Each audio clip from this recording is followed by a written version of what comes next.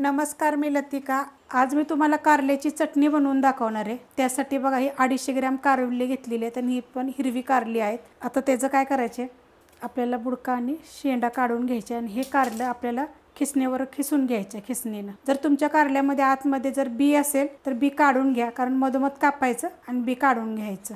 तर ही मी खिसून घेते, तुम्ही हिरवी घेतली तरी चालते। आता मी हिरवी घेतलेली आहे, सफेद पण भेटतात ती पण घेतली तरी चालते। मधोमध बघा कापून घेतलेलं आहे आणि त्याचं सगळं बी काढून घेतलेलं आहे। अशा पद्धतीत सगळं बी काढलं म्हणजे जरा कडूपणा कमी येतो। कारलं म्हणजे कडू तर असतं, कडू खाल्लेलं बघा चांगलं असतं। तर दोन्ही कारल्याचं मी पूर्ण बी काढून घेतले बघा, असं बोटानं हे बघा अशा पद्धतीत बी निघतं।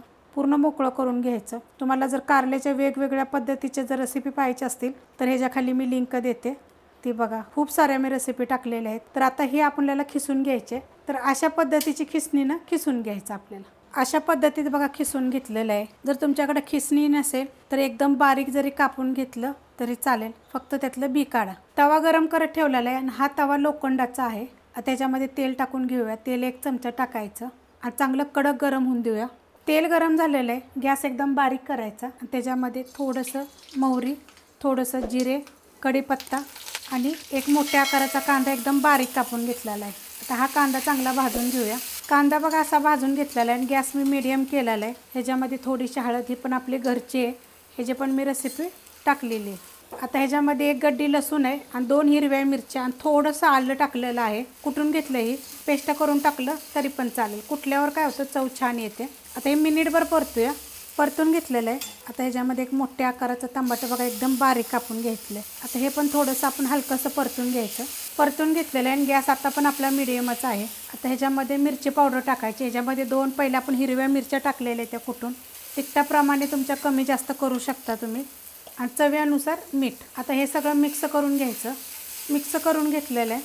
आता ह्याच्यामध्ये बघा अर्धा चमचा धने जिरे पावडर आणि हे जे कारलं आहे खिसून घेतलेलं बघा, ह्याच्यामध्ये पाणी आहे, मी पाणीसुद्धा काढलेलं नाही आहे।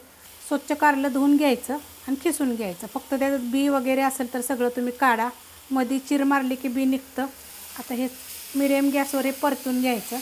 मिक्स करून घेतलं आहे बघा, मिडियम गॅसवरच आहे आपला अजून पण। आता ह्याच्यामध्ये बघा 1 मोठा चमचा शेंगदाण्याचं कूट भाजून मोठं मोठं कुटलेलं आहे, बारीक लय कुटायचं नाही, मोठं मोठं कुटायचं। आणि ह्याच्यामध्ये कोथिंबीर टाकून घेऊ आपण। आता तुम्हाला ह्याच्यामध्ये ना जर तुम्हाला कडू लागत असेल ना तर थोडंसं ह्याच्यामध्ये गूळ टाकू शकता तुम्ही। गुळानं पण छान लागतं, असं काय नाही की बाबा जास्त नाही टाकायचं, आपल्याला थोडंसं टाकायचे। पण जर तुम्ही कडू खात असाल तर एवढं काय जास्त असं कडू होत नाही आहे। आणि लोखंडाच्या तव्यात केलेलं आहे आणि ह्याला अजून आपल्याला परतायचे। ते चांगलं मिक्स करून घेतलेलं आहे आणि गॅस बारीक करणार आहे मी आता। आणि ह्याच्यावर आपण 1-2 मिनटासाठी बारीक गॅसवर झाकण ठेवूया। 2 ते 3 मिनिट झाले बघा झाकून ठेवलं तर बारीक गॅसवर।